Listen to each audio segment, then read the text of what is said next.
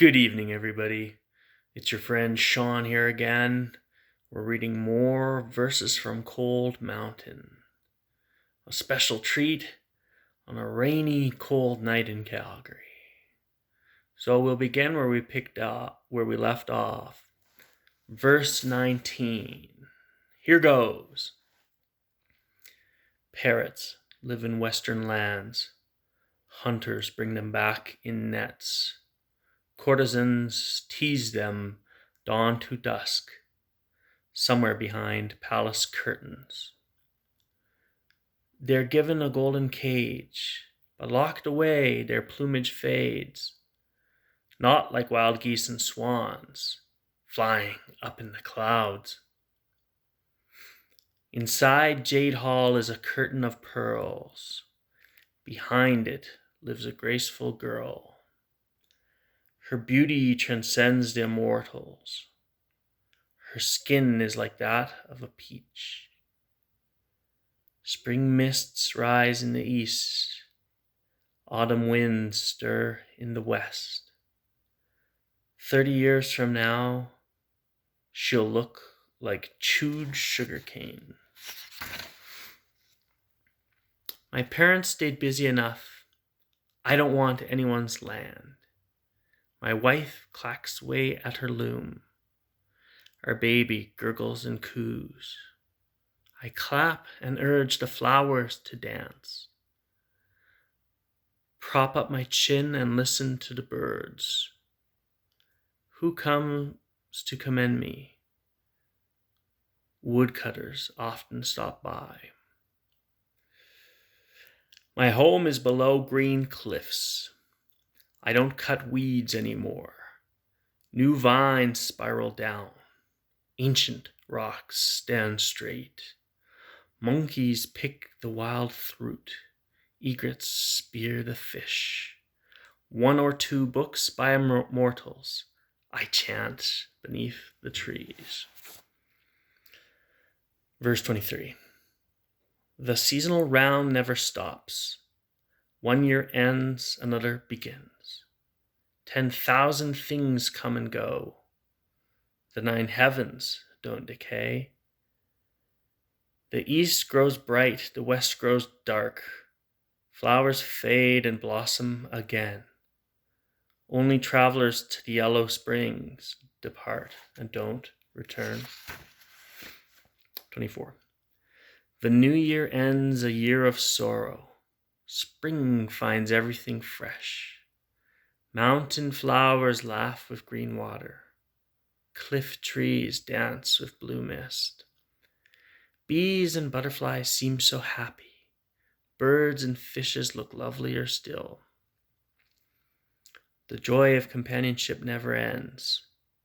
Who can sleep past dawn? Calligraphy unrestrained. Physique robust enough. Alive, a body with limits. Dead, a ghost with no name. It's been like this since ancient times. What else can you do? Join me inside the clouds.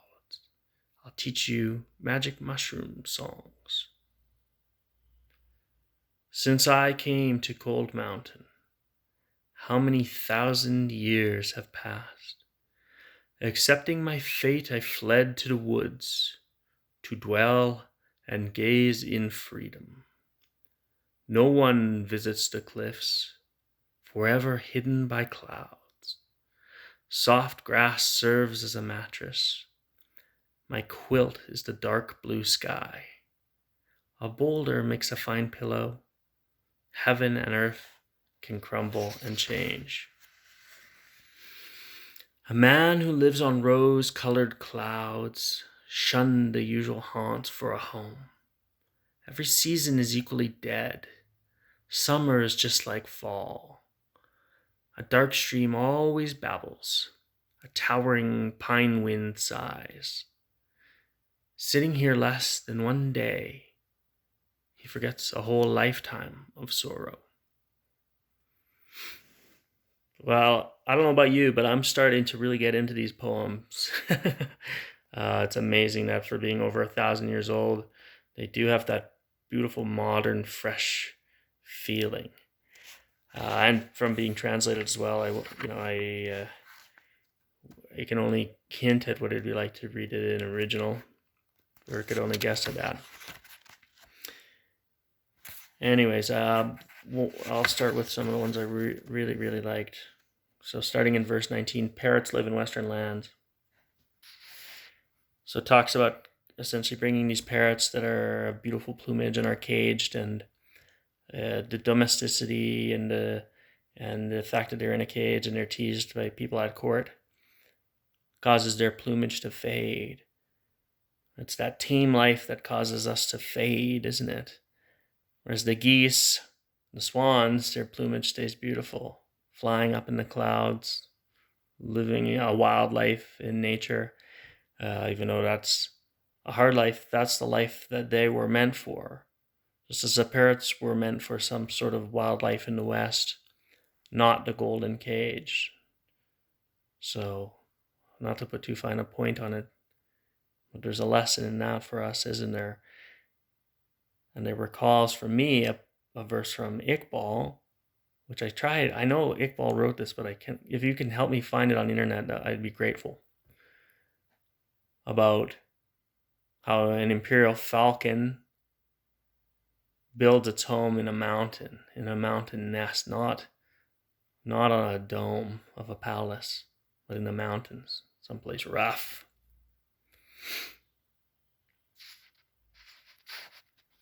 And then he switches to essentially a beautiful woman. Maybe could that be the courtesan?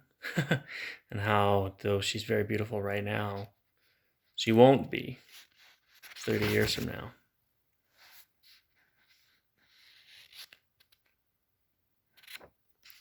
One or two books by immortals I chant beneath the trees. You can read really, really widely. And, I've, done this in my own way where you read all sorts of different weird and wonderful things. And then, there's a time and a place for that, but isn't there something also to be said for that concept? One or two books by immortals. This modest set of books by immortals, which isn't exactly modest, but to read intensively and live intensively and worship things that are worthy of worship. I think that's worthwhile.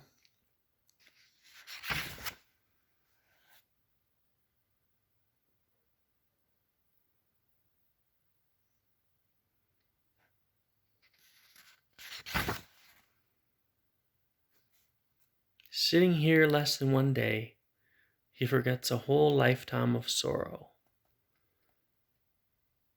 Do we all have that capacity within us? Looking within,